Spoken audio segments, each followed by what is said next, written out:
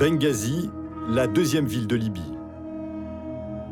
C'est ici que la révolution a démarré en 2011.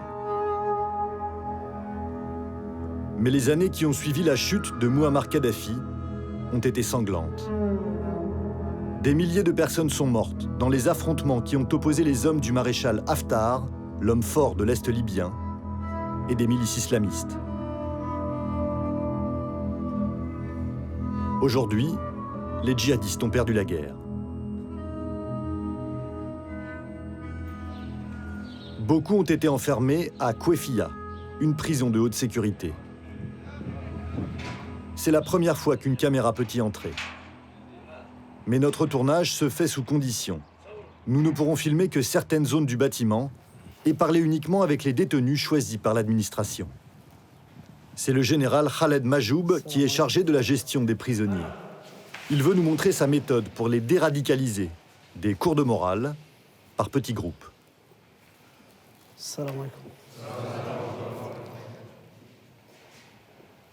Asseyez-vous.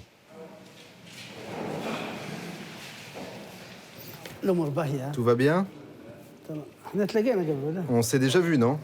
Je vous ai manqué. On va évoquer quelques vérités pour que ce soit bien clair dans vos têtes.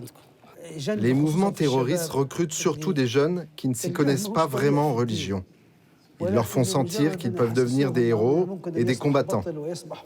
Ces mouvements islamistes vont à contre-courant de la religion musulmane. Elle n'a jamais affirmé qu'il fallait tuer des gens. Ça n'existe pas. Certains prisonniers sont encore convaincus et affirment que quand ils sortiront, ils recommenceront. Ces gens-là, on ne peut rien pour eux.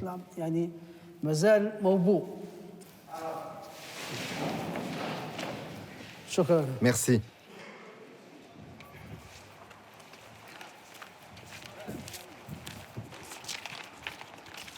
Cela paraît bien peu de choses face à des prisonniers radicalisés. Mais le général veut y croire. On les réhabilite pour qu'ils reviennent dans la société. C'est mieux que de les perdre. Quand on sent qu'ils peuvent être à nouveau de bons citoyens, qu'ils peuvent s'intégrer, alors ils peuvent sortir. Ils doivent dépasser toutes ces années passées en prison pour redevenir productifs. Difficile de savoir quelles sont les réelles intentions des autorités. Pour l'instant, les djihadistes ne sortent pas de cette prison.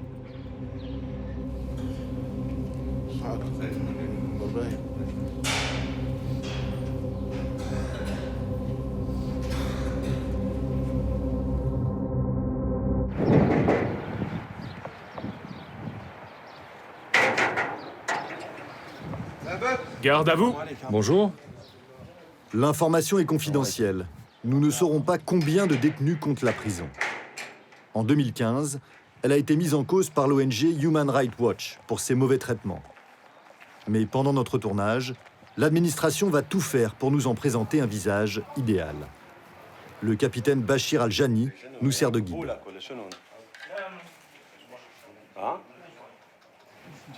Ça va le repas? C'est bon le couscous? Vous en avez souvent? Parfois il y a du couscous, parfois il y a du riz, ça change. Chaque jour il y a quelque chose de nouveau. C'est bien. Ça cale.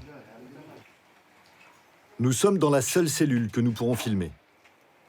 Ils sont une quinzaine à y être enfermés. Des hommes, de tous âges, arrêtés entre 2014 et 2018. Ils sont soupçonnés d'avoir commis de nombreux crimes terroristes.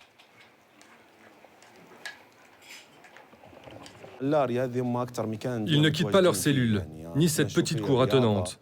Ils font du sport ici, ils lavent leurs vêtements. Ils y prennent tous leurs repas. C'est là qu'ils passent le plus clair de leur temps. Hamid a 25 ans. Il a été arrêté en 2015 dans le centre de Benghazi. Il est désigné pour nous parler. Ici, tu vis une vie normale. Tu apprends à lire, tu apprends le Coran. Tu vas chercher ta nourriture, ton eau potable. Tous les jours se ressemblent. On nous parle de religion, on nous donne des conseils. On nous dit d'être patient. Alors moi, je patiente. Et avec l'aide de Dieu, je vais aller au tribunal et je vais enfin pouvoir partir. Après 5 ans de détention, Hamid n'a toujours pas été jugé. Mais son procès doit enfin se tenir dans 2 jours. Il est accusé d'avoir été un cadre d'Ansar et Sharia, un groupe terroriste, ce qu'il conteste. Moi, je travaillais au marché, dans une boutique de matériel électrique. J'étais vendeur. Et puis un jour, on m'a accusé de terrorisme. Alors je me suis rendu. Coupable ou innocent? Les organisations humanitaires déplorent de nombreuses arrestations arbitraires lors de la reconquête de l'Est du pays par l'armée nationale libyenne. Les autorités affirment mener des enquêtes fouillées sur chaque individu.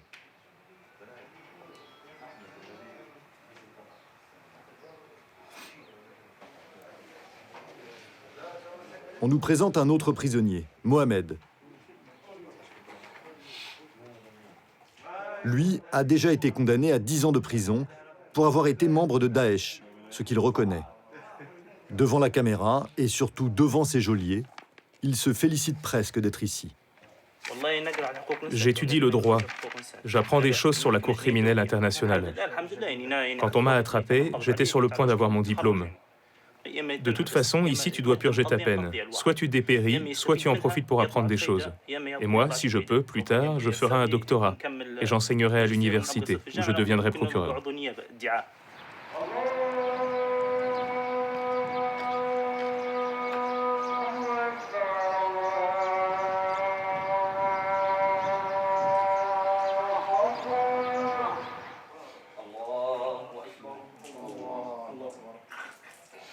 Une fois par mois, les prisonniers ont droit à une visite.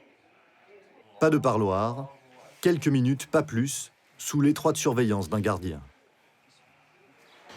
Aujourd'hui, Mohamed retrouve son père. Comment ça va? Bien. Et la santé? Oui, ça va.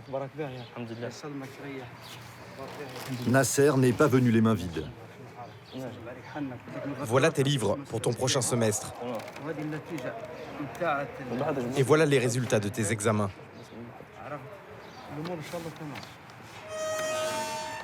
Des résultats encourageants. Le père de Mohamed est fier de lui, malgré tout. Il a encore un moment à passer ici. Et quand il sortira, il pourra faire quelque chose de sa vie. Il a déjà mémorisé le Coran en prison. Et là, il étudie encore. J'espère qu'il aura son diplôme. Et même un doctorat en droit international. Ça, c'est mon programme de cours pour le prochain semestre. C'est sur quoi les livres qu'il t'a apportés? Droit des nationalités, anglais, droit de l'homme, droit commercial.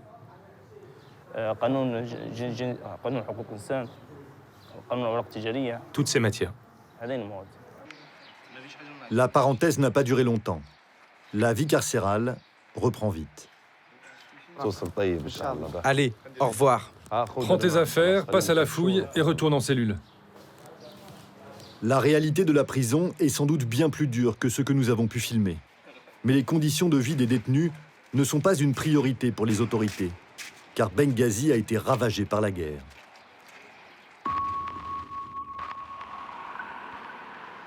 Les traces des combats sont partout.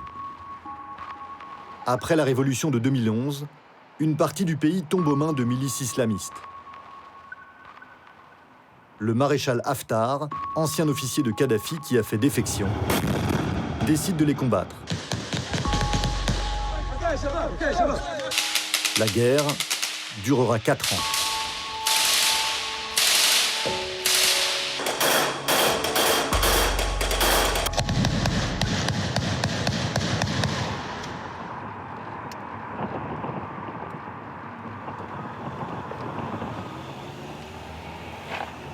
Le général Khaled Majoub, l'homme chargé de la déradicalisation des prisonniers, a combattu à ses côtés. Cette zone était pleine de snipers. Ils choisissaient ces immeubles aux angles des rues pour pouvoir contrôler facilement tous les axes. Ils se cachaient là et ils ouvraient le feu sur nous. Tous ces immeubles étaient piégés. Ils ont été détruits.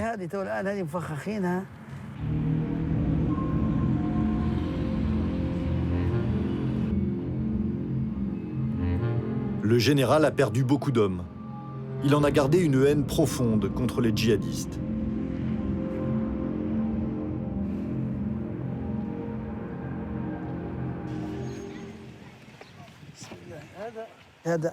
C'était ici le dernier réduit de Daesh. Et c'est ici qu'on a proclamé la fin des opérations militaires et la libération de Benghazi. C'est là qu'on a écrasé les dernières milices. Beaucoup de leurs combattants sont morts et les autres ont été arrêtés et sont en prison.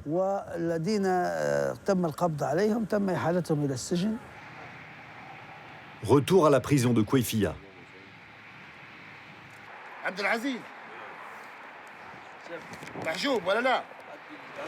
16 prisonniers sont rassemblés dans la cour.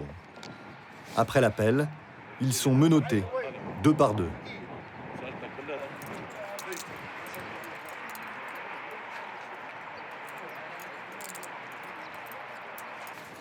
Direction le tribunal militaire, situé dans une autre aile du bâtiment. Pour certains, c'est la première fois qu'ils vont être présentés à un juge après des années d'emprisonnement.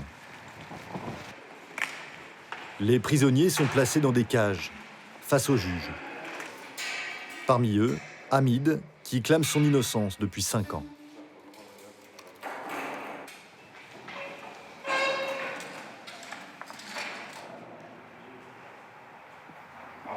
Cas numéro 170, année 2019. Ils n'ont droit qu'à quelques mots, après des années de silence imposé. C'est la première fois et peut-être la dernière qu'ils peuvent dénoncer les mauvais traitements dont ils se disent victimes. Quand ils nous ont fait entrer dans le commissariat, ils nous ont insultés, ils nous ont frappés et ils nous ont torturés. On a été accusés de tout et n'importe quoi. Après, Monsieur le Président, ils ont dit que mes voisins m'accusaient de faire partie d'une organisation terroriste. Au tour d'Hamid. C'est son avocate, commise d'office, qui prend la parole. Même ligne de défense que les autres. Des aveux obtenus sous la torture n'ont aucune valeur.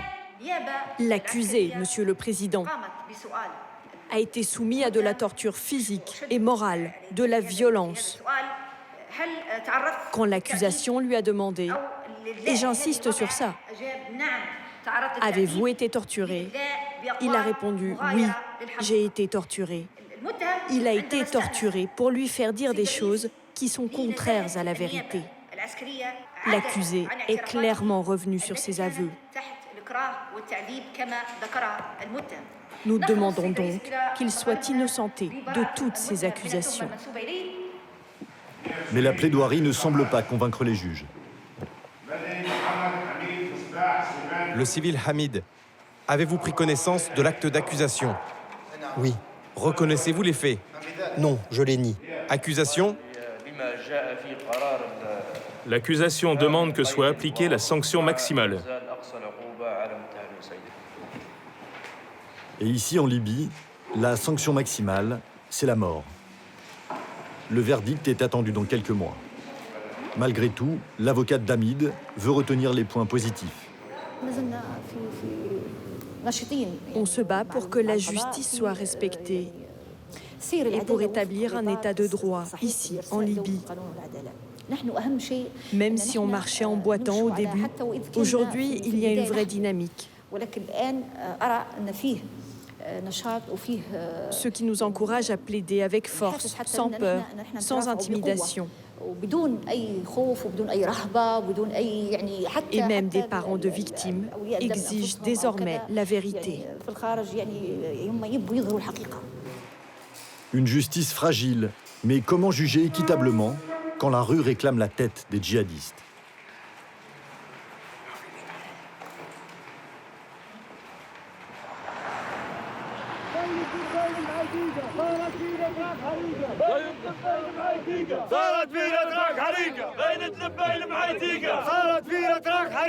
Dans le centre de Benghazi, chaque vendredi après la grande prière, des centaines d'habitants défilent. Ils brandissent les portraits de leurs proches tués par les milices islamistes et ils crient vengeance.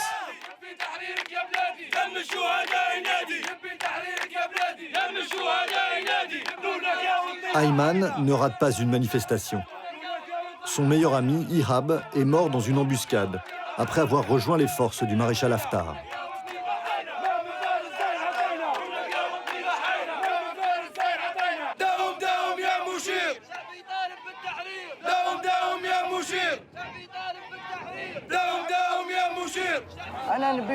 Je ne suis pas d'accord pour qu'on les mette en prison, tous ces terroristes, à les engraisser. Ce sont des combattants de Daesh, des chiens, des traîtres. Il faut les exécuter sur la place publique. Ils ont assassiné notre jeunesse. Il ne faut pas dialoguer avec eux. C'est clair ce qu'ils ont fait. Il faut les abattre devant le peuple pour que les mères des martyrs puissent arrêter de souffrir. Les blessures n'ont pas cicatrisé en Libye, loin de là. Si les armes se sont tues à Benghazi, elles continuent de faire des morts à Tripoli, la capitale, où les milices s'affrontent toujours.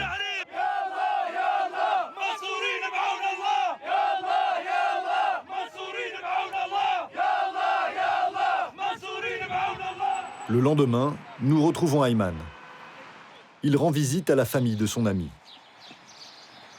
Devant la maison, un panneau qui rappelle son nom et son âge au moment de sa mort. 23 ans. Ici, les murs sont remplis de portraits des martyrs de la guerre.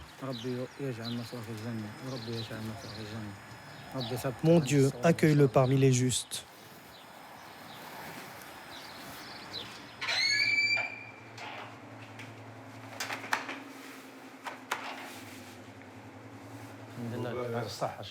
Ayman retrouve les 3 frères de Ihab et Rajab, son père.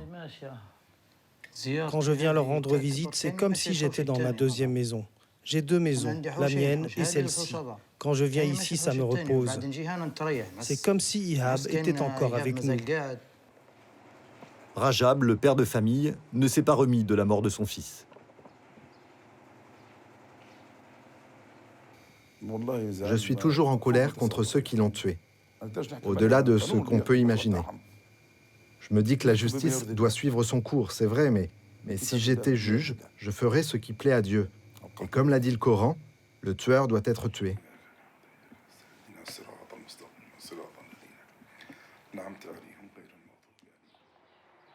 Des équations impossibles à résoudre pour les autorités. Que faire des détenus libyens, haïs de la population? Mais que faire aussi des détenus étrangers, venus faire le djihad dans le pays? Ils sont nombreux dans la prison. La plupart sont originaires des pays voisins, Égypte, Tunisie, Algérie, Soudan ou Tchad. Il y a aussi quelques Européens. L'administration se trouve démunie. Les gens qu'on combat viennent du monde entier. Ils sont recherchés partout. Ils sont venus s'installer chez nous pour prendre part à des activités terroristes. Tuer, kidnapper, rançonner. On voudrait en finir avec le terrorisme en Libye, avant qu'il ne se répande à nouveau dans d'autres pays de la région, et notamment en Europe. Parmi ces détenus étrangers, une trentaine de femmes, souvent des épouses de djihadistes. Nous pouvons filmer l'interrogatoire de l'une d'entre elles. Elle est égyptienne et aurait été mariée à l'un des responsables d'Al-Qaïda au Maghreb, toujours en fuite. Les enquêteurs la soupçonnent d'avoir rencontré en personne le successeur d'Oussama Ben Laden, Ayman al-Zawahiri.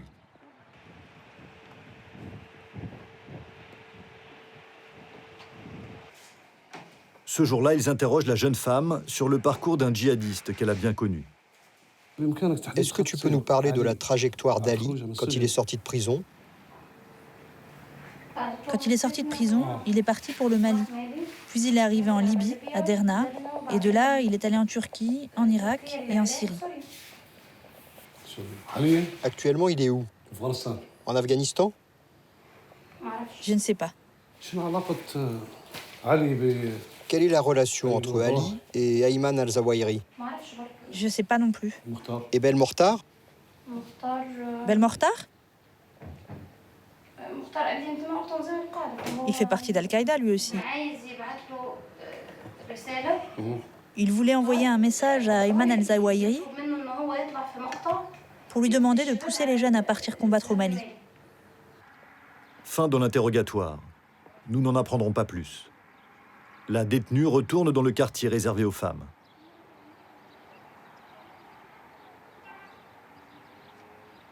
Le capitaine nous emmène dans une salle d'interrogatoire où attendent d'autres prisonniers étrangers. La plupart sont tunisiens. Ces 4-là ont rejoint des groupes terroristes sur la frontière tuniso-libyenne. Et le 5e, Yassine, est un franco-algérien. Lui aussi a rejoint une organisation terroriste.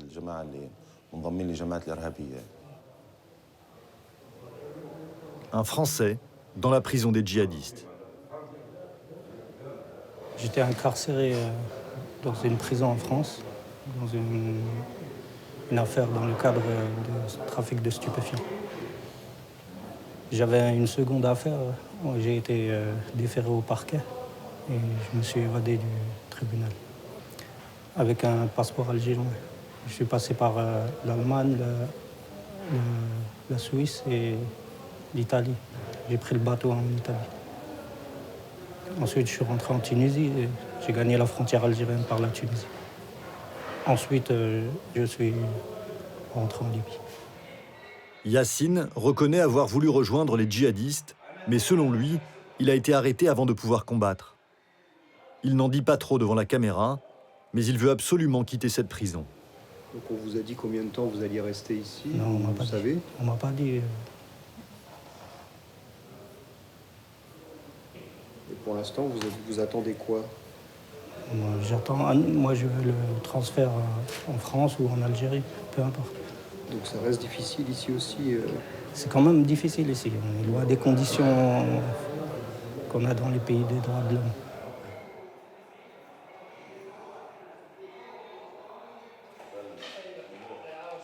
Les Tunisiens non plus ne s'attardent pas sur leurs conditions de détention. J'ai été arrêté à la frontière entre la Libye et le Soudan avec ce groupe de 3 autres Tunisiens.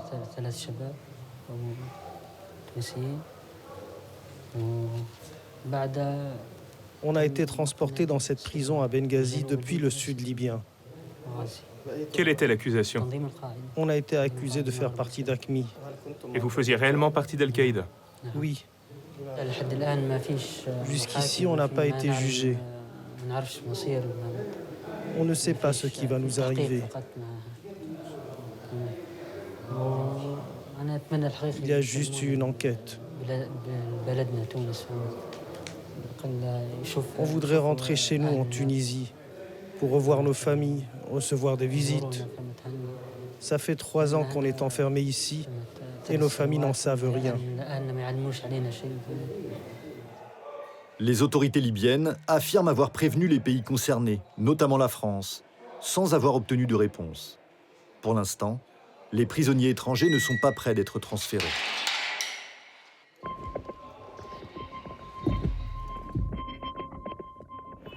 Après toutes ces années de guerre, les habitants de Benghazi ont retrouvé un peu d'insouciance. Une partie de la ville a été reconstruite. Les parcs fermés par les islamistes ont rouvert.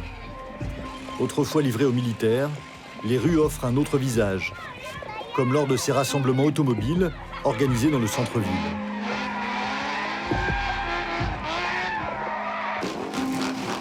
Mais avec des cellules djihadistes encore solidement implantées dans le pays et ces milliers de prisonniers à l'avenir incertain, la Libye est encore loin d'en avoir terminé avec le terrorisme.